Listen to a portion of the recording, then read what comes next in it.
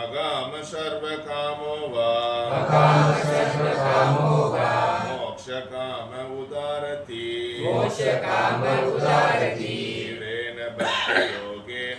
तीव्रेण भक्ति योगेन यजेद पुरुषं परम्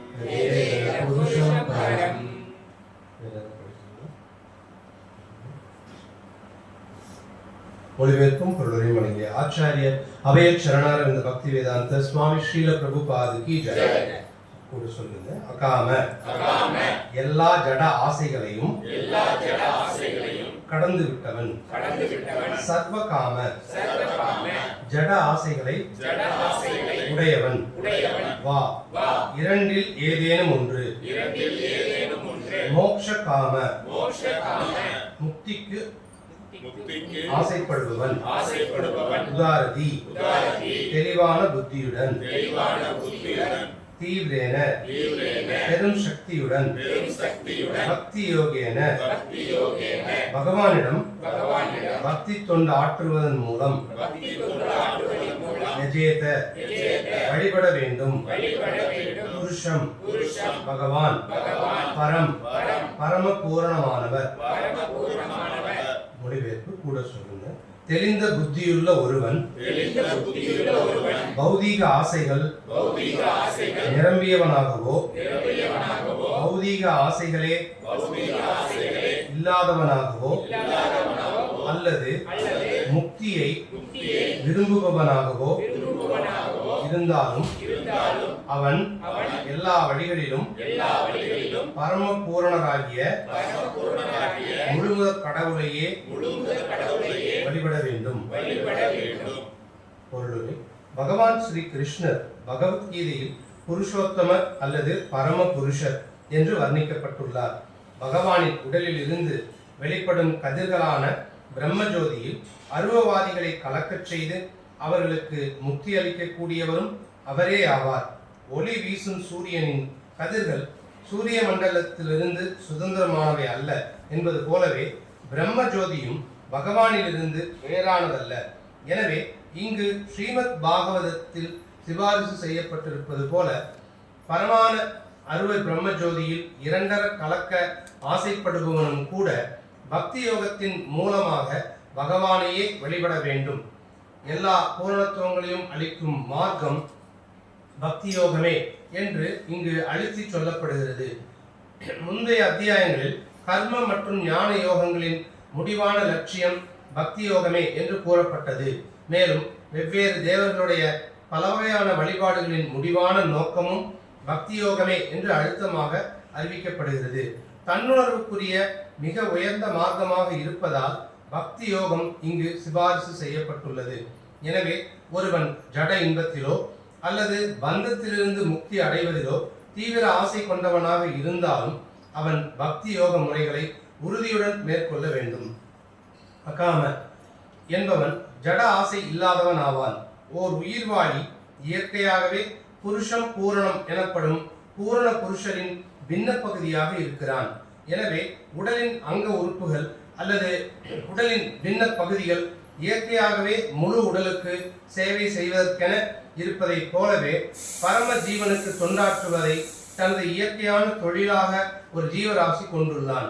எனவே நிராசை என்பது கல்லை போன்று அசையாமல் இருப்பதை குறிக்காது. உண்மை நிலையை உணர்ந்து பரமபுருஷரிடமிருந்து கிடைக்கும் திருப்திக்காக ஆசைப்படுவதை மட்டுமே அது குறிக்கிறது. ஸ்ரீல ஜீவ கோஸ்வாமி அவருடைய சந்தர்ப்பத்தில் பஜனீய பரமபுருஷ சுகமாத்திர ஸ்வசுகத்துவம் என்று நிராசையை விளக்கியுள்ளார். பரமபுருஷரின் சந்தோஷத்தை அனுபவிப்பதால் மட்டுமே தான் சந்தோஷமாக இருப்பதை ஒருவன் உணர வேண்டும் என்பதையே இது குறிக்கிறது. ஜீவராசியின் இந்த உள்ளுணர்வு சில சமயங்களில் அவனுடைய பந்தப்பட்ட நிலையிலும் வெளிப்படுகிறது. இத்தகைய உள்ளுணர்வானது பொதுநலம், தயால குணம், பொது உடைமை தத்துவம் போன்ற வழிகளில் புத்தியில் தாழ்ந்தவர்களின் பக்குவமடையாத மனங்களால் வெளிப்படுத்தப்படுகின்றன. பரமபுருஷரின் சந்தோஷத்தை கண்டு தூய ஜீவராசி ஒருவன் சந்தோஷப்படுகிறான். இது அந்த ஜீவனின் அசலான உணர்வாகும். சமூகம், இனம், குடும்பம், தேசம் அல்லது மனித வர்க்கம் என்ற உருவில் பிறருக்கு நன்மை செய்ய வேண்டும் என்ற மனோபாவம் ஜீவனின் அந்த அசலான உணர்வின் ஒரு பூர்த்தி ஆகாத தோற்றமே ஆகும். அத்தகைய மிகவும் நேர்த்தியான உணர்வுகள் பகவானின் சந்தோஷத்திற்காக கோபியர்களால் சித்தரித்து காட்டப்பட்டன. கோபியர்கள் எந்த கைமாறையும் எதிர்பார்க்காமல் பகவானை நேசித்தனர். அவர்களது அகாம குணத்துக்கு இது சிறந்ததோர் எடுத்துக்காட்டாகும். காம குணம் அல்லது ஒருவனின் சுய திருப்திக்கான ஆசை பௌதீக உலகில் முழுமையாக வெளிப்படுத்தப்படுகிறது. அவ்வாறு இருக்க அகாம குணமோ ஆன்மீக உலகில் முழுமையாக வெளிப்படுத்தப்படுகிறது. சுய திருப்திக்காக பௌதீக துன்பங்களிலிருந்து விடுபடும் நோக்கத்தை ஒருவன் கொண்டிருந்தால் பகவானோடு ஒன்றாக வேண்டும் அல்லது பிரம்மஜோதியில் இரண்டர கலக்க வேண்டும் என்ற எண்ணங்களும் கூட காமகுணத்தின் சித்தரிப்புகளாக இருக்கக்கூடும். வாழ்வின் துன்பங்களிலிருந்து விடுபடுவதற்காக தூய பக்தன் ஒருவன் முக்தியை வேண்டுவதில்லை. பெயரளவேயான அத்தகைய முக்தியும் இல்லாமலேயே தூய பக்தன் பகவானின் திருப்திக்காக தீவிர ஆசை கொள்கிறான். காமகுணத்தால் உந்தப்பட்ட அர்ஜுனன் தனது சுய திருப்திக்காக தன் உறவினர்களை காப்பாற்ற வேண்டும் என்றெண்ணி குருக்ஷேத்திர போர்க்களத்தில் போரிடுவதிலிருந்து பின்வாங்கினார். ஆனால் அவர் ஒரு தூய பக்தராகையால் தனது சுய உணர்வுக்கு திரும்பியவுடன் அவரது சுய திருப்தியை தியாகம் செய்துவிட்டு பகவானின் திருப்திக்காக பாடுபடுவதே தனது முக்கிய கடமையாகும் என்று எண்ணி பகவானின் உபதேசத்திற்கு கீழ்ப்படிந்து போர் தொடுக்க சம்மதித்தார். இவ்வாறாக அகாம என்னும் நிலைக்கு அவர் முயற்சி பெற்றார். அதுவே ஒரு ஜீவராசியின் பக்குவமான நிலையாகும். உதாரதி என்பது விரிவான கண்ணோட்டம் உடையவரை குறிக்கிறது. ஜட இன்பத்தில் ஆசை கொண்டவர்கள் சாதாரண தேவர்களை வழிபடுகின்றனர். ஆனால் அத்தகைய புத்தியை கிருதஞான அல்லது ஞானத்தை இழந்து விட்டவனின் புத்தி என்று பகவத்கீதை பதம் 7.20 கண்டனம் செய்கிறது. பரமபுருஷரின் அனுமதியை பெறாமல் தேவர்களிடமிருந்து எந்த பலனையும் ஒருவனால் அடைய முடியாது.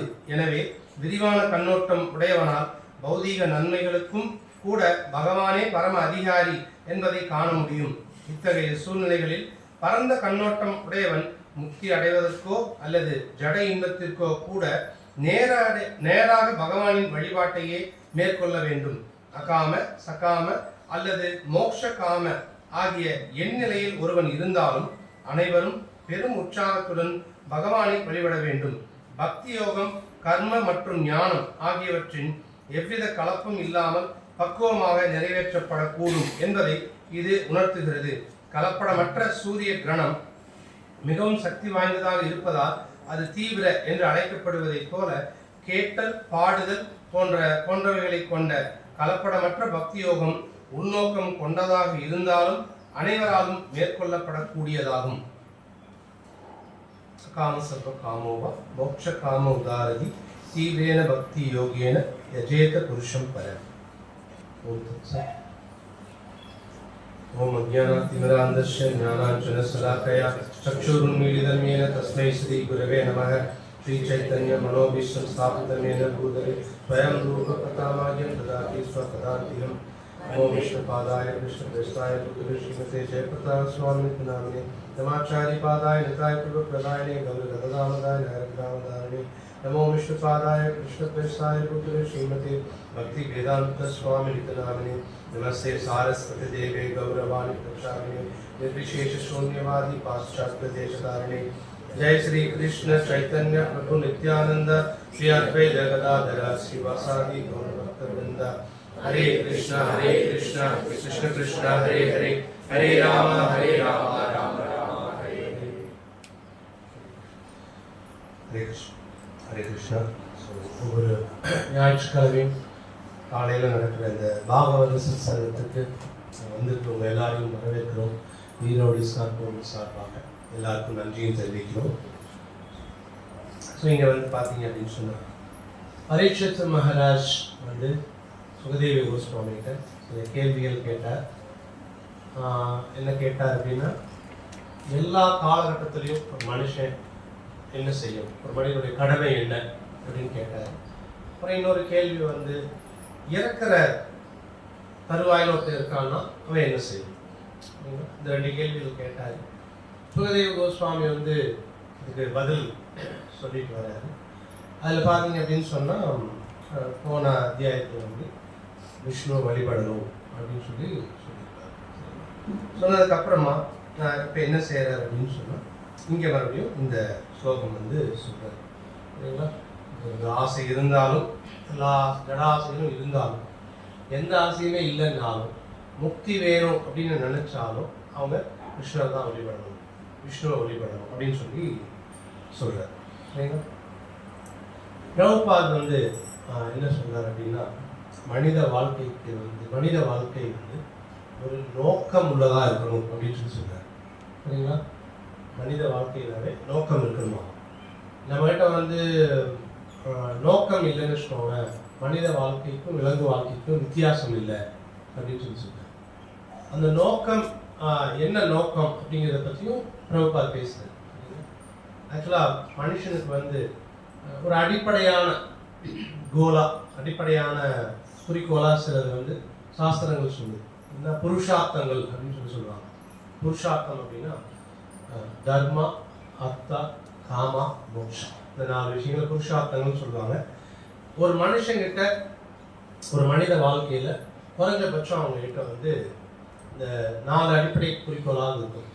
தர்மம், அறநெறிகள் எல்லாமே இருக்கணும் மனுஷனுடைய வாழ்க்கையில் சரிங்களா.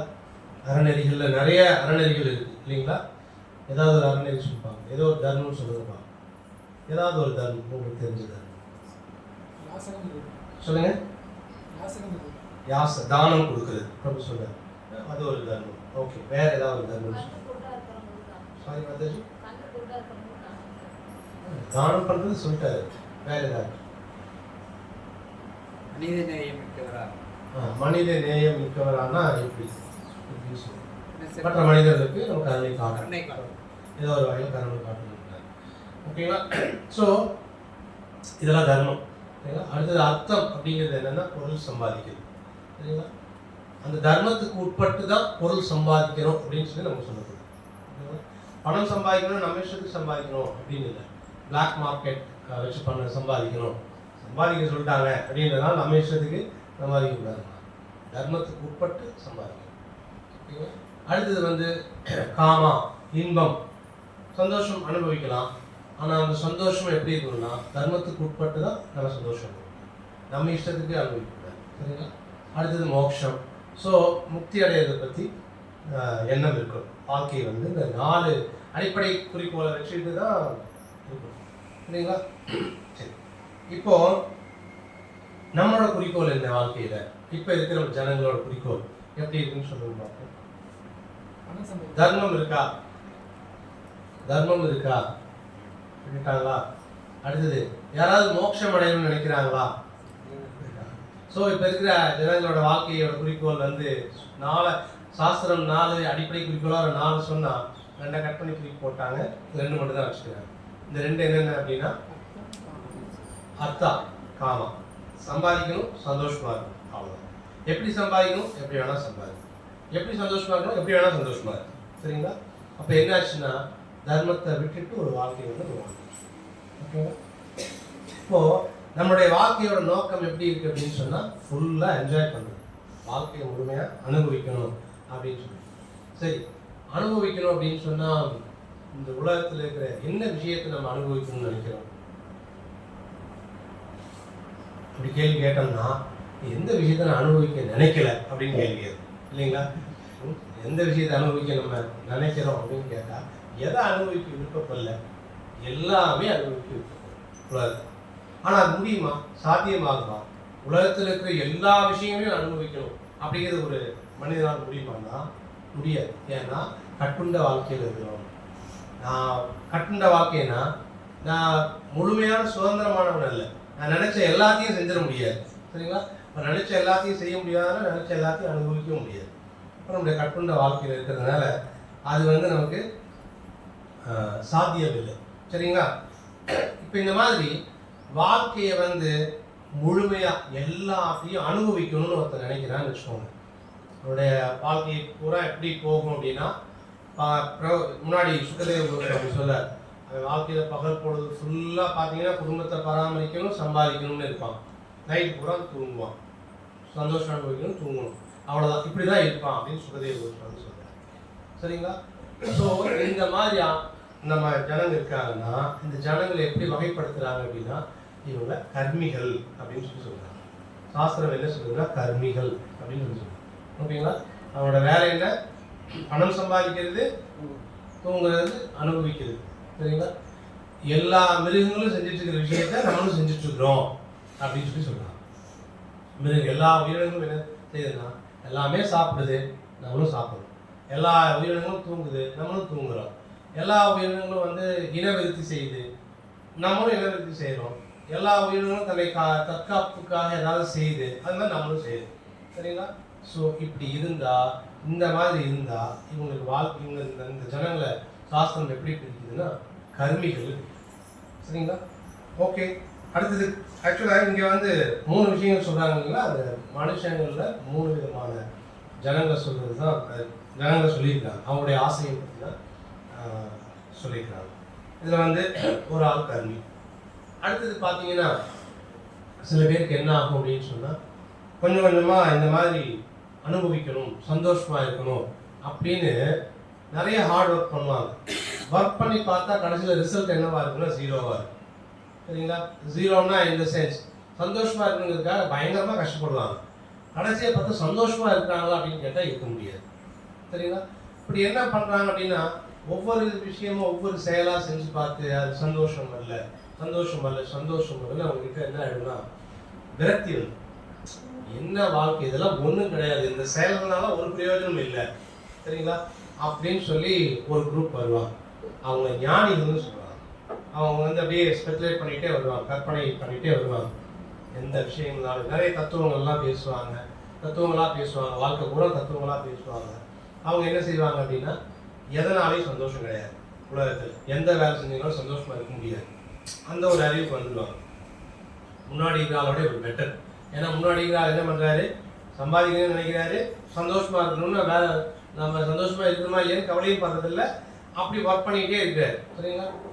ஞானிங்கிறவங்க என்ன பண்ணுறாங்கன்னா, நம்ம சந்தோஷமாக இருக்கிறதுக்கு முயற்சி பண்ணோம். ஸ்ரீ ராதா ஷாம் சுந்தர் பகவானுக்கு சந்தோஷமாக இருக்க ட்ரை பண்ணுறோம், ஆனால் எதுலேயுமே வந்து சந்தோஷம் இல்லை, அதனால் இந்த செயல்களால பிரயோஜனம் இல்லை அப்படின்னு புரிஞ்சுட்டு, ஸோ பகவான் வந்து பிரம்ம ஜோதியாக இருக்கிறார், ஜோதி வடிவத்தில் இருக்கிறார். நம்ம அவர் கூட இரண்டாரம் கலந்துடணும், அவர் கூட கலந்து நம்ம வாழ்க்கையில் நம்ம இல்லாமல் போயிடணும். ஸோ அதுதான் வந்து வாழ்க்கையோட நோக்கம் அப்படின்னு நினைக்கிறவங்க ஒரு குரூப் இருக்காங்க, ஞானிகள். சரிங்களா? அவங்களோட ஆசை வந்து அவங்களுக்கு ஆசை இருக்குது. அவங்க என்ன பண்ணுறாங்க அப்படின்னா, இந்த கர்ம விஷயங்கள் பலன் நோக்கு செயல்களை செய்கிறது இல்லையே தவிர அவங்களுக்கு வந்து ஆசை வேற மாதிரி வச்சுருக்காங்க. சரிங்களா? அடுத்தது அஷ்டாங்க யோகிகள் அப்படின்னு ஒரு குரூப் இருக்காங்க. அஷ்டாங்க யோகிகள் யாரு அப்படின்னா யோகங்கள் செய்கிறவங்க. சரிங்களா? அந்த யோகங்கள் செய்கிறவங்களோட நோக்கம் என்ன நினைக்கிறீங்க அப்படின்னா, நிறைய பேருக்கு சித்திகள் கிடைக்கும் அப்படின்றதுனால அஷ்டாங்க யோகங்கள் செய்கிறாங்க. சித்திகள்லாம் என்ன மாதிரி அப்படின்னு சொன்னால், மனுஷங்களால் முடியாததை நம்மளால் செய்ய முடியும். மற்ற மனிதர்களால் ஒரு லட்சக்கணக்கான ஜனங்களால் செய்ய முடியாத ஒரு சக்தியை நான் பெறுவது. ஃபார் எக்ஸாம்பிள், தண்ணி மேலே நடந்து போகிறது. சரிங்களா?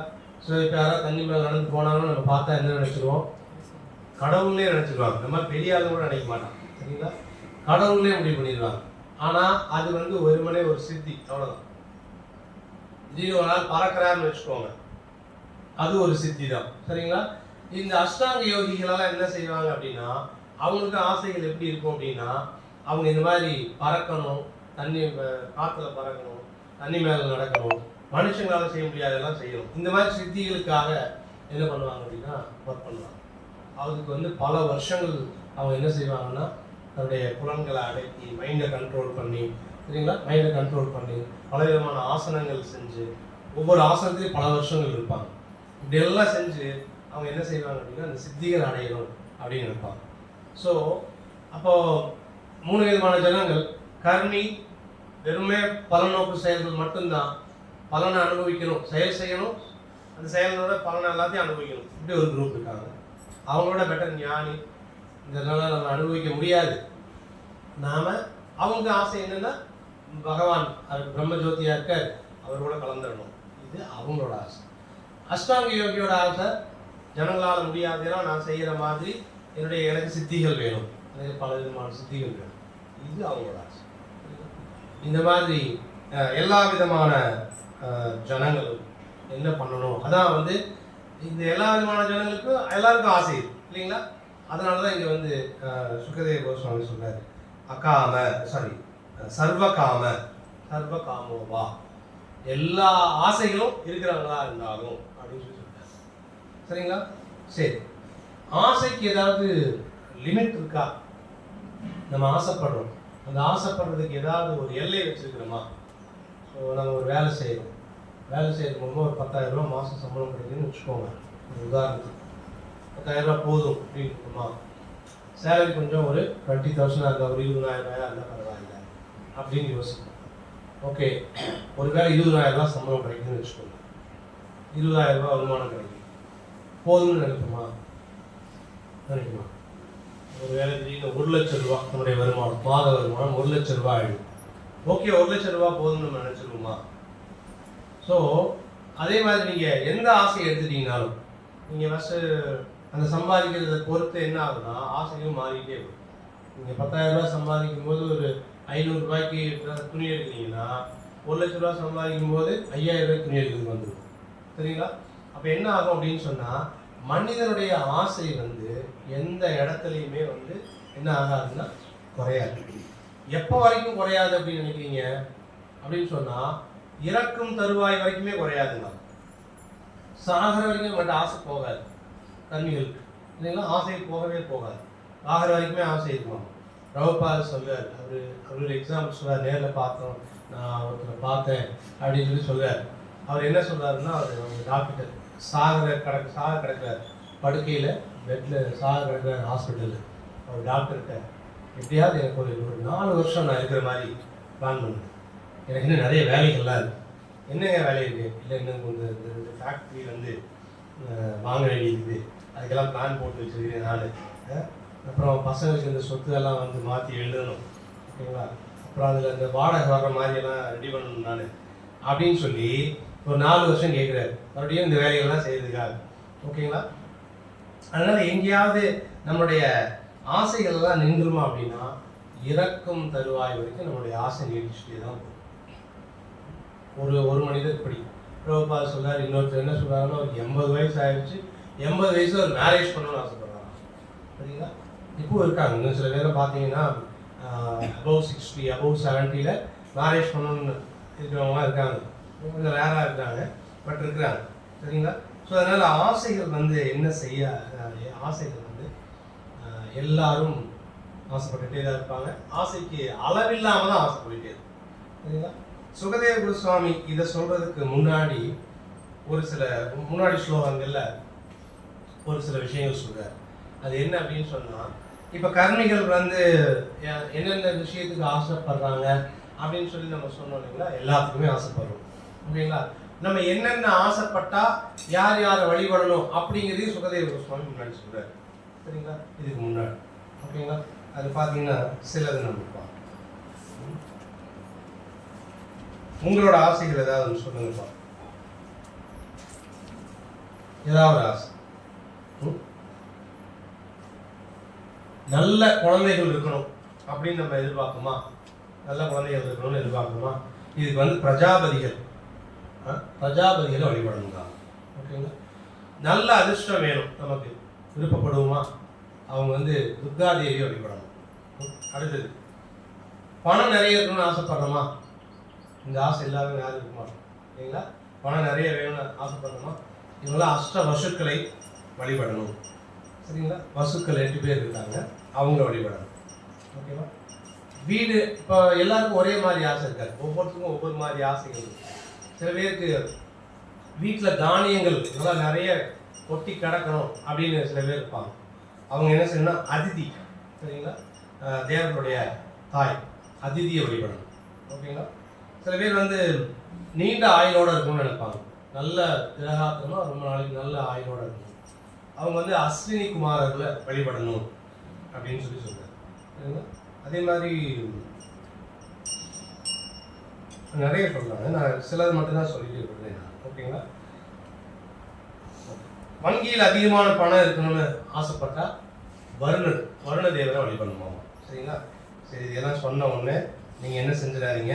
ஓகே, பிரபு வந்து இன்னைக்கு நம்மளுடைய வாழ்க்கை தரத்தை எல்லாம் உயர்த்துறதுக்கு பல ஐடியாஸ் கொடுத்துருக்கிறாரு. இனிமேல் நான் வீட்டில் வந்து வருண தேவர் ஃபோட்டோ வச்சு பூஜை பண்ண ஆரம்பிச்சிடுறேன். ஏன்னா வங்கி இருப்பு அவர் தானே இன்க்ரீஸ் பண்ணுறாரு அப்படின்னு முடிவு பண்ணிட்டாரு. சுகதேவ கோஸ்வாமி இந்த கர்மிகளுக்கு இருக்கிற நிறைய ஆசைகளுக்கு அவங்க வந்து யார் யாரெல்லாம் வழிபடலாம்னு சொல்லி சும்மா அவர் சொல்கிறார். ஓகேங்களா? அதெல்லாம் சொல்லிட்டு தான் இப்போ சொல்கிறார். அப்படியெல்லாம் ஆசைகள் இருந்தாலும் அவங்களெல்லாம் வழிபட போயிடாதீங்க அப்படின்னு சொல்லி தான் இப்போ சொல்ல ஆரம்பிக்கிறார். சரிங்களா? ஸோ அப்போ கர்மிகள் என்ன செய்கிறாங்கன்னா, ஒரு ஆசைப்படுறாங்க அப்படின்னு சொன்னால் உடனே இது மாதிரி தேவதைகள்கிட்ட போய் நிற்கிறாங்க. ஏன்னா ஒவ்வொரு தேவன்கிட்டையும் போய் நின்றுட்டு அவங்ககிட்ட யார் யார் என்ன தருவாங்கன்னு பார்த்துட்டு அவங்க அவங்ககிட்ட நின்று இதெல்லாம் கேட்க ஆரம்பிக்கிறாங்க.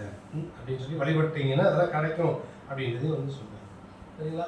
சில பேர் வந்து அந்த நீண்ட ஆயுள் அந்த பிரபுபாத சொன்ன மாதிரி என்னுடைய யாரோ ஒரு நபர் என்னுடைய ஆயுளை நீட்டிச்சு கொடுங்க அப்படின்னு கேட்ட மாதிரி ஹிரண்யகசிப்பு இருக்கார் இல்லைங்களா? இந்த மாதிரி நினைக்கிறது முதல்ல அசுரத்தனமாமா. அதுக்கு உதாரணத்துக்கு வந்து சொல்லும்போது ஹிரண்யகசிப்பு சொல்கிறாங்க. ஹிரண்யகசிப்பு என்ன பண்ணுறாரு? பிரம்மாவுக்கு ஒரு வரம் வாங்குறாரு. என்ன மாதிரி வரம் வாங்குறாரு அப்படின்னு சொன்னால், அவர் எப்படியாவது சாகாமல் இருக்கணுங்கிறதுக்கு ஒரு வரம் வாங்குறாரு. சரிங்களா? உங்களுக்கு தெரிய எப்படி வரம் கேட்டார் அப்படின்னு, பகலில் சாகக்கூடாது, நைட்லேயும் சாகக்கூடாது, அப்படின்னா எப்பவுமே சாக மாட்டேன் அப்படின்றது அவரோட ஐடியா. சரிங்களா? அடுத்து என்ன யோசிக்கிறாரு? நான் வந்து ஆயுதத்தினாலும் சாகக்கூடாது அப்படிங்கிற, நான் விலங்குகள்னாலும் சாகக்கூடாது, மனுஷனாலும் சாகக்கூடாது, வீட்டுக்கு உள்ளே சாகக்கூடாது, வீட்டுக்கு வெளியில் சாகக்கூடாது. இப்போ என்ன ஆச்சுன்னா இந்த மாதிரி எல்லா வரமும் கேட்ட உடனே ஆகாயத்தில் சாகக்கூடாது, பூமியில் சாகக்கூடாது. ஸோ நீங்கள் சாகிறதுக்கான இடமெல்லாம் இது மட்டும்தான் இருக்குது அப்படின்னு அவர் முடிவு பண்ணி இந்த மாதிரி பயங்கர புத்திசாலித்தனமாக யோசிச்சு நிறைய அந்த வரத்தை வாங்க. ஆனால் என்ன பண்ணுறார் பகவான் கிருஷ்ணா? நரசிம்மராக வராரு. இந்த வரம் எல்லாமே திருப்தி ஆகிற மாதிரியே வச்சு சாகடிக்குது. சரிங்களா? என்னதான் நம்ம அசுரத்தனமாக நம்ம வாழ்க்கையை நீட்டிக்க முயற்சி பண்ணால் கூட கிருஷ்ணரால் முடியும். நம்ம வாழ்க்கையை எப்படி முடிக்கணுங்கிறது அவருக்கு தெரியும். சரிங்களா? ஏன்னா சொல்றார், மரணங்கிறது நான் தான் அப்படிங்கிற. அவர் வரும்போது அவரை சேலஞ்ச் பண்ணி தடுக்கிற அளவுக்கெல்லாம் இங்கே யாருக்கும் சக்தி கிடையாது. சரிங்களா? அப்போ நம்ம வந்து என்ன அப்படின்னு சொன்னா, இந்த மாதிரி எல்லா விதமான ஆசைகளும் நம்ம வச்சிருக்கோம். சரிங்களா? ஆனால் அந்த ஆசைகள் எல்லாமே இருந்தாலும் சர்வ காமோவா, இந்த மாதிரி எல்லா ஆசைகள் இருந்தாலும் நம்ம என்ன செய்யணும்னு சொல்றாங்க? யஜதி புருஷம் பரம், பகவான் விஷ்ணு கிருஷ்ணரை நம்ம வழிபடணும் அப்படின்னு சுகதேவ கோஸ்வாமி சொல்றாங்க. அடுத்தது இன்னொருத்தர் அகாம. அகாமன்னா யாரு? ஆசைகளே இல்லாதவங்க. சரிங்களா? ஆசைகளே இல்லாதவங்க யாரும் சொல்லலாம்? நம்மளை யாரையும் சொல்ல முடியாது. சரிங்களா? ஒருவேளை எனக்கு எந்த ஆசையுமே கிடையாதுங்க அப்படின்னு சொல்றவங்களும் எந்த ஆசையும் இருக்கக்கூடாதுன்னு ஒரு ஆசையில் இருக்கிறாங்கன்னா, சரிங்களா? அப்போ இங்க ஆசைகள்ங்கிறது எதை குறிக்குது அப்படின்னு சொன்னா பௌதீக ஆசைகளை குறிக்குது. சரிங்களா? அப்ப பௌதீக ஆசைகளே இல்லாதவங்க தான் ஆசைகள் இல்லாதவங்க. அகாம அப்படிங்கிறவங்க அவங்க தான். சரி, சொல்லுங்க, யார் அந்த மாதிரி பௌதீக ஆசைகள் இல்லாம இருப்பாங்க அப்படின்னு நினைக்கிறீங்க? இப்ப நம்ம சொன்னது எல்லாமே பௌதீக ஆசை. பௌதீக ஆசைகள்ங்கிறது என்னன்னா, என்னுடைய புலன்களை திருப்திப்படுத்துறதுக்காக நான் ஆசைப்படுறது எல்லாமே. சரிங்களா? அது எல்லாமே பௌதீக ஆசை. இந்த உலகத்துல நான் வந்து இந்த உலகத்தை அனுபவிக்கணும், இந்த உலகத்துல நான் என்ஜாய் பண்ணணும், நான் அனுபவிக்கணும், இந்த உலகத்தை நான் ஆளணும் அப்படிங்கிற எண்ணத்தோட, சரிங்களா, நான் செய்யற செயல்கள் எல்லாமே இது எல்லாமே ஆசை தான். ஓகே, சொல்லுங்க, யார் ஆசை இல்லாம இருப்பாங்க? இந்த பௌதிக ஆசைகள் இல்லாம இருக்காங்க? ஐடியா? Yes, very good. சொல்லுங்க மாதாஜி. பக்தர்களுக்கு வந்து என்ன இருக்காது அப்படின்னா ஆசை இருக்காது. பக்தர்கள் காலையில வந்து என்ன சொல்றாங்க? சாஸ்திரத்துல 4வது ஸ்லோகம் சொல்றாங்க இல்லைங்களா? நான் தனம் நான் ஜனம் நான் சுந்தரி கவிதாமா ஜெகதீசகாமையே மம ஜன்மனி ஜன்மனீஸ்வரே அவதா பக்தி ரவைத்து கித்வயி சொல்றீங்களா? நான் தனம் நம்ம சொல்லும்போது அப்புறம் மீனிங் எல்லாம் தெரிஞ்சுட்டு உண்மையாவே கேட்கறமான்னு தெரியல. சரிங்களா? நான் தனம் அப்படின்னா என்ன தெரியுங்களா அர்த்தம்? எனக்கு பணம் வேண்டாம் அப்படின்னு அர்த்தம், செல்வம் வேண்டாம் அப்படின்னு அர்த்தம். சரிங்களா? சொல்லும்போது அந்த மீனிங் ஞாபகம் வச்சுக்கணும். நம்ம அப்படி சொல்கிறோமா? பணம் வேண்டாம் அப்படின்னு சொல்லுமா? பட் பக்தர்கள், தூய பக்தர்கள் சொல்லுவாங்க பணம் வேண்டாம். நான் ஜனம், என்னை கடைப்பிடிக்கிறவங்க, என்னை ஃபாலோ பண்ணுறவங்க வேண்டாம் அப்படின்னு சொல்லுவாங்க. அதாவது நான் சொல்கிற மாதிரி மற்றவங்க கேட்கணும்னு அவசியம் இல்லை. ஃபாலோயர்ஸ்னா தானே நான் சொல்கிற மாதிரி அவன் கேட்டுட்டு வரணும். அதான் ஃபாலோயர்ஸ். என்னை பின்பற்றுபவர்கள் வேண்டாம்னு சொல்லணும். நம்ம அப்படி இருக்கோமா? நம்ம சொல்கிறத எல்லாரும் கேட்கணும். சரிங்களா? இது மாதிரி எல்லாரும் நினைக்கணும். ஓகேங்களா? நம்ம வீட்டில் ஒரு 4 பேர் இருக்கிறோம்னா குழந்தை பையனாக இருக்க வேண்டியவன்றான் நம்ம சொல்கிற மாதிரி அப்பா அம்மா கேட்கணும்னு நினைக்கிறோம். ஸ்கூலுக்கு நான் போக விருப்பப்படல அப்படின்னு அவன் சொல்கிறான்னா நம்ம போக வேணாம்னு சொல்கிறோம், நம்ம போகலன்னு சொல்கிறோம். இவங்க வந்து போன்னு சொல்லிட்டு இருக்காங்க. அவன் அங்கே நம்மளை டாமினேட் பண்ண ட்ரை பண்ணுவான். சரிங்களா?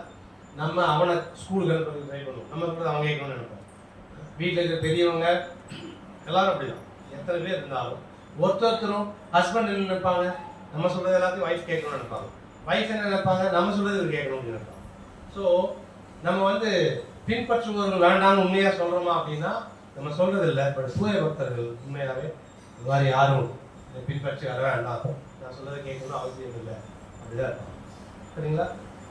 அடுத்தது கவி நாஜனம் நசுந்தரி அழகிய பெண்கள் அல்லது மனைவி வேண்டாம் அப்படின்னு சொல்லணும். சரிங்களா? அப்போ அவங்க என்ன கேட்குறாங்க, இன்னும் எந்த ஆசையும் இதெல்லாம் ஆக்சுவலி இந்த 3ஐயும் வேணாம்னு விட்டீங்கன்னு வச்சுக்கோங்களேன், லைஃப்பில் எதுவுமே தேவைப்படுற மாதிரி தெரியாது. நல்லா யோசிச்சு பார்த்தீங்கன்னா இந்த 3ஐயும் வேணாம்னு சொன்னீங்கன்னா வாழ்க்கையில் எதுவுமே தேவைப்படுற மாதிரி தெரியாது. சரிங்களா? அப்படின்னா என்ன, எந்த ஆசை எதுவுமே இல்லாமல் இப்படி ஒருத்தங்க இருக்க முடியுமா அப்படின்னா பக்தர்களுக்கு ஆசை இருக்கும். சரிங்களா? ஆனால் அந்த ஆசை எப்படி இருக்கும்னா எல்லாம் கிருஷ்ணா மேலே திருப்பி வச்சிருப்பாங்க. எல்லா ஆசையிலையும் கிருஷ்ணா எடுத்து திருப்பிடுவாங்க. சரிங்களா? ஆசைப்படாமல் இருக்க மாட்டாங்க. அவங்க ஆசைப்படுவாங்க, அதை தான் கேட்குறாங்க. அவங்க என்ன செய்கிறாங்கன்னா, எனக்கு சில சமயங்களில் நம்ம வந்து முக்தி பெறணும்னு நினைப்போம். இந்த பிறவி போதும், எனக்கு இந்த பிறவி வேண்டாம், நான் வந்து வைகுண்ட பிராப்தம் அடையணும், பகவான் இருக்கிற இடத்துக்கு போகணும்னு சில பேர் விருப்பப்படுவாங்க. ஆனால் பக்தர்கள் என்ன செய்வாங்க அப்படின்னு சொன்னால் அதுவுமே வேணான்றாங்க. நீங்கள் பரவாயில்ல பிறவிகள் கொடுத்தீங்கன்னா கூட பரவாயில்ல, மம ஜன்மனீஸ்வரே பவதாத் பக்தர் அகித்துக்கு போய் ஒவ்வொரு ஜென்மத்திலையும் எனக்கு எப்படியாவது உங்களுக்கு பக்தி பண்ணுறதுக்கான வாய்ப்பை கொடுத்துருங்க, பிறவிகள் கொடுத்தா பரவாயில்லை அப்படின்னு சொல்லி கேட்பாங்க. ஸோ இந்த மாதிரி தூய பக்தர்கள் வந்து பார்த்தீங்க அப்படின்னு சொன்னால் அவங்க வந்து அக்காமங்கிற இதில் வருவாங்க. அக்காமன்னா அவங்கள்ட்ட ஆசைகள் இருக்காது. பக்தி வந்து ஒரு உத்தம பக்தி, ஒரு தூய பக்திங்கிறது என்னன்னா ரூப கோஸ்வாமி மகாராஜ் பக்தி ரசாமிருதங்கிறது சொல்றாரு. அந்யாபிலாஷித சூன்யம் அப்படிங்கிற, அந்நிய அபிலாஷித சூன்யம் அப்படின்னா சூன்யம்னா இருக்கவே கூடாது அப்படிங்கிற, அபிலாஷம்னா ஆசைகள், பகவானை தவிர இன்னொரு ஆசை இருக்கவே கூடாது. சரிங்களா? அந்த மாதிரி ஒரு நிலை இருக்குன்னா அது வந்து பார்த்தீங்க அப்படின்னா அந்யாபிலாஷித சூன்யம். ஞான கர்மாதி அனாவிரதம், அதில் அந்த ஞானத்தோட பிரம்மஜோதியில் கலந்துங்கிற அந்த அறிவு தத்துவங்கள் அது அதில் இருக்கக்கூடாது. நம்மளோட எண்ணங்கள் செயல்கள் செய்யறதுடைய பலன்கள் மேல அக்கறை இருக்கக்கூடாது. சரிங்களா? இதெல்லாம் இல்லாம கிருஷ்ண அனுசீலனம், கிருஷ்ணருக்கு ஃபேவரா, கிருஷ்ணருக்கு சாதகமா எனக்கு என்னென்னலாம் செய்ய முடியுமோ, சரிங்களா, என்னென்னலாம் செய்யணும்னு நினைக்கிறோம் அப்படி பண்ணீங்க அப்படின்னு சொன்னா அதுக்கு பேர் தான் பக்தி உத்தமா, தூய பக்தி அப்படின்னு சொல்லி சுவாமி சொன்னார். அப்போ பக்தர்கள் எப்படி இருப்பாங்க அப்படின்னு சொன்னா அவங்களுடைய ஆசைகள் எல்லாம் வந்து பகவான் மேலதான் இருக்கும். இல்லைங்களா? அவங்க வந்து என்ன செய்ய மாட்டாங்கன்னா தன்னுடைய ஆசைகள் பற்றி அவங்க கவலைப்பட மாட்டாங்க. அடுத்தது சில பக்தர்கள் ஆசைப்படுறத சரிங்க நானும் பக்தர் மாதிரி ஆசைப்படுறேங்க அப்படின்னு சொல்லி நம்மளுக்கும் தோணலாம். சரி ஓகே பக்தர்கள் மாதிரியே நாங்களும் ஆசைப்பட ஆரம்பிக்கிறோமே அப்படின்னா சில பக்தர்கள் ஆசைப்படுறத கூட நம்ம ஆசைப்பட முடியாது. உதாரணத்துக்கு குந்தி மகாராணி எடுத்துக்கோங்க. குந்தி மகாராணி என்ன சொல்றாங்கன்னா கிருஷ்ணா நீங்க எப்பவுமே கூட இருக்கணும், எங்க கூட இருக்கணும் அப்படின்னு சொல்லி விருப்பப்படுறாங்க. இந்த ஆசையை நம்மளும் பண்ணலாங்களா? நம்மளும் பண்ணலாம். கிருஷ்ணா எப்பவுமே நீங்கள் எங்கள் கூட இருக்கணும். நமக்கு அஃப்கோர்ஸ் நம்ம கிருஷ்ணாவை கூட வச்சுக்கணும்னா நம்ம வேறு வேறு விஷயங்கள்லாம் கேட்போம். சரிங்களா? கிருஷ்ணா கூட இருந்தாலும் லக்ஷ்மி தேவி கூட இருப்பாங்க, வாழ்க்கையில் பிரச்சனைகள் வராது அப்படி நம்ம எதிர்பார்ப்போம். குந்தி மகாராணி என்ன செய்கிறாங்க, கிருஷ்ணா நீங்கள் எப்போவுமே எங்கள் கூட இருக்கணும் அப்படின்னு கேட்குறாங்க. உடனே நம்மளும் ஆசைப்படலாம், கிருஷ்ணா எப்பவுமே எங்கள் கூட இருக்கணும். அடுத்தது குந்தி மகாராணி கேட்குறதுலாம் நம்ம கேட்க முடியாது. குந்தி மகாராணி என்ன கேட்குறாங்க, நீங்கள் எப்பவும் இது கூட இருந்தீங்க அப்படின்னு சொன்னால் எங்களுக்கு வந்து பிறப்பிறப்புலேருந்து முக்தி கிடைக்கிறதுக்கு சமமான விஷயந்தான். நீங்கள் எப்போவுமே நீங்கள் இருந்தீங்கன்னா தான். இப்போ ஒரு உடல் அழிஞ்சு போச்சுன்னு வச்சுக்கோங்களேன், அந்த உடல்னால சம்பாதிச்ச எல்லா விஷயங்களும் உடனே போயிடும். இப்போ நீங்கள் உடல் வச்சு நம்ம படிச்சிருப்போம், நிறைய சம்பாதிச்சிருப்போம், நிறைய வீடு கட்டியிருப்போம். ஒன்ஸ் உடல் விட்டுனா என்ன ஆகும், நான் சேர்த்து வச்ச எல்லாமே போயிடும். சரிங்களா? அதுமாதிரி கிருஷ்ணா நீங்கள் என்னை விட்டுட்டு போயிட்டீங்கன்னா எங்களுக்கு எல்லாமே போயிடும், அதனால் நீங்கள் என் கூட இருங்க அப்படின்னு குந்தி மகாராணி ஆசைப்படுறாங்க. நம்மளும் வந்து குந்தி மகாராணி மாதிரி கிருஷ்ணா கூட இருக்கணும்னு ஆசைப்படுவோம். அடுத்தது குந்தி மகாராணி கேட்குறாங்க, அப்போ நீங்கள் கூட இருக்கணும்னா நீங்கள் எப்போ கூட இருக்கிறீங்க அப்படின்னு சொல்லிட்டு என்ன சொல்கிறாங்க, எங்களுக்கு பல கஷ்டங்கள் வந்துச்சு, அந்த கஷ்டங்கள்லாம் வரும்போது தான் நீங்கள் கூட இருந்தீங்க. எங்களுக்கு விஷம் வச்சு கொல்ல பார்த்தாங்க, நீங்கள் கூட இருந்தீங்க. சரிங்களா?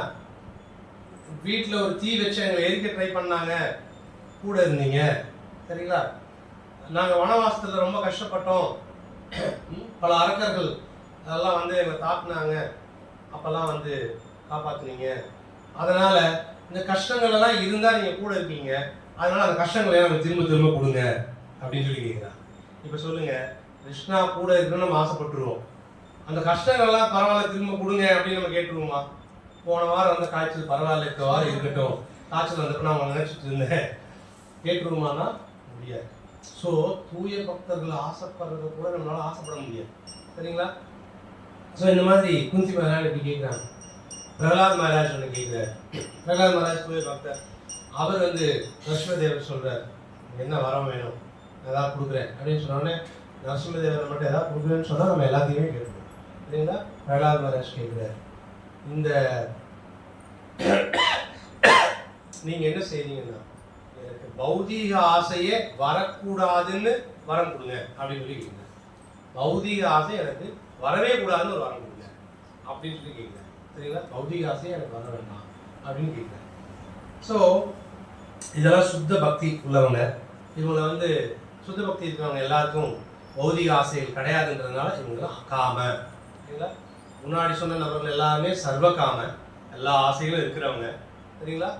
பக்தர்கள் எல்லாமே முன்னாடி யாராவது சொன்னோம், கர்மிகள், ஞானிகள், அஷ்டாங்க யோகிகள், இவங்க எல்லாத்துக்கும் இந்த ஆசையை பார்க்கணும். சரிங்களா?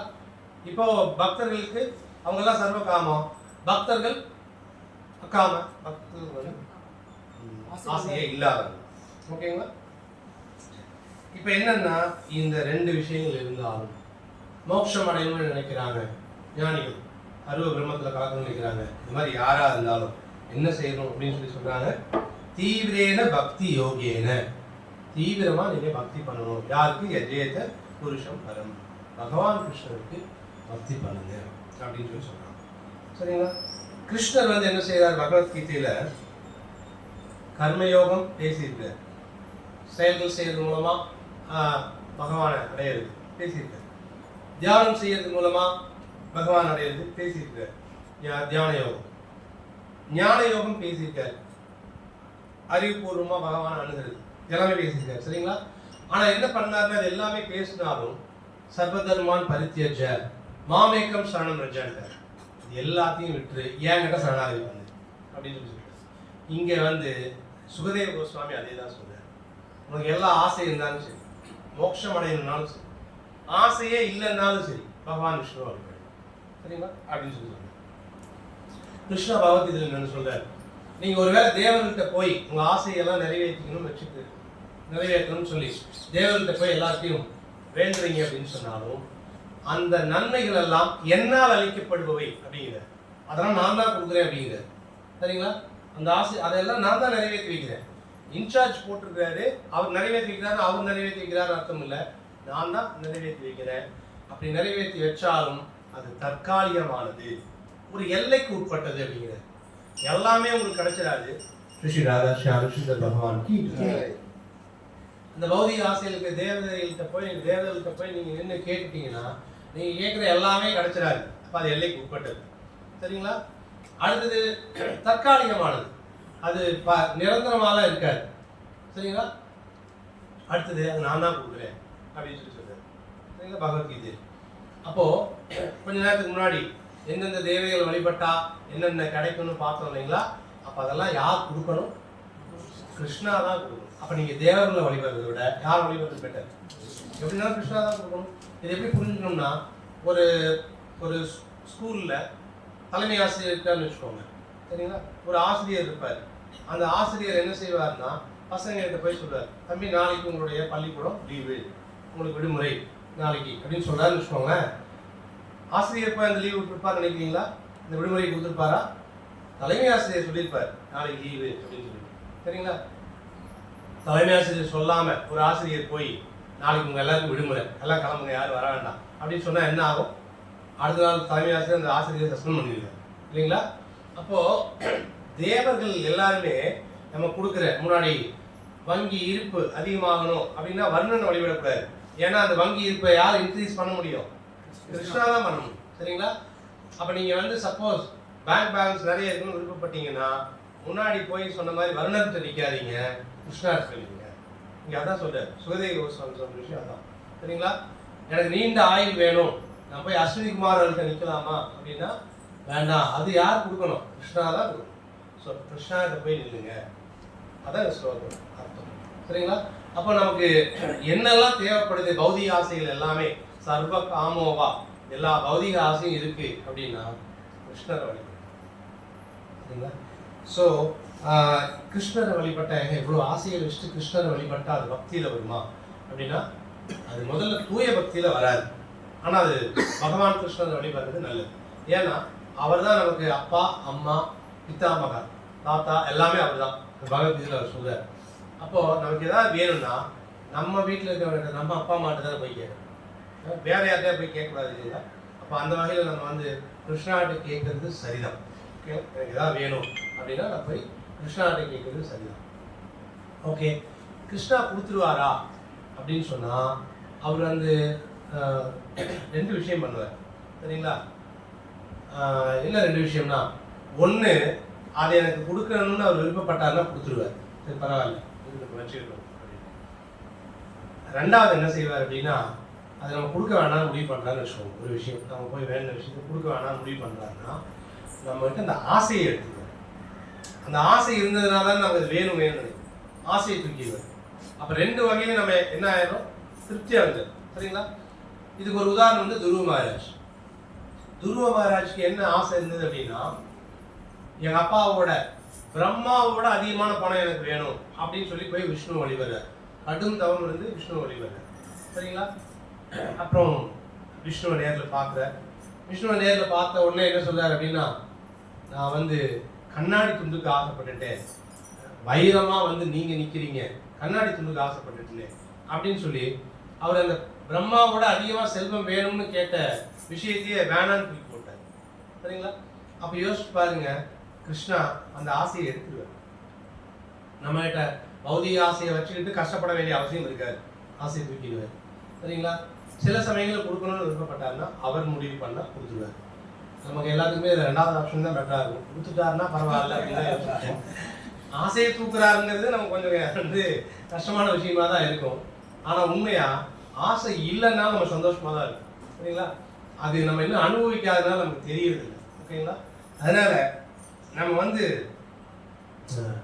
நம்மளுடைய ஆசையை தூக்கிட்டாலும் பகவான் கொடுத்துட்டாருனாலும் கொடுக்குறாருனாலும் 2மே நல்லது தான்.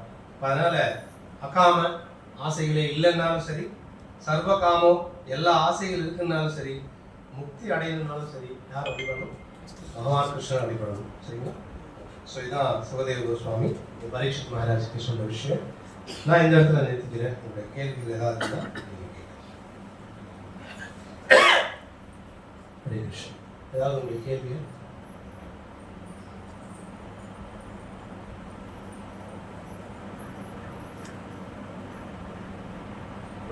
உதாரத்தி அப்படின்றது தெளிவான புத்தி இருக்கிறவங்க.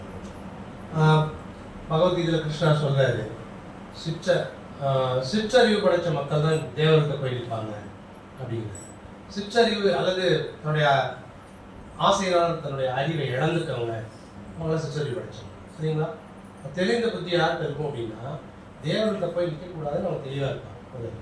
ஏன்னா கொடுக்கறது யாரு? கிருஷ்ணா. நான் ஏன் உங்கள்கிட்ட நிற்கணும், இல்லைங்களா? கொடுக்குறவங்ககிட்டயே போய் கேட்டு போகிறது. அதனால இங்கே வந்து உதாரதிங்கிறவங்க தெளிவானவர், கொடுக்குறது அவர் தான் கொடுக்குறாரு, நான் கிருஷ்ணாகிட்டே போய் கேட்டுக்கிறேன் அப்படிங்கிற தெளிந்த புத்தி இருக்கு.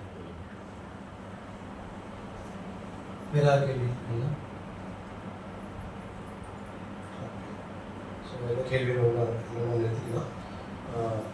1ஆம் தேதி பார்த்தீங்க அப்படின்னு சொன்னால் கீதா ஜெயந்தி, கீதை உபதேசிக்கப்பட்ட நாள். ஸோ நம்ம கோவிலில் வந்து பார்த்தீங்கன்னா காலையில் ஒரு 6 மணிக்கு கீதை பாராயணம் பண்ண ஆரம்பிச்சிருவாங்க பகவத்கீதை.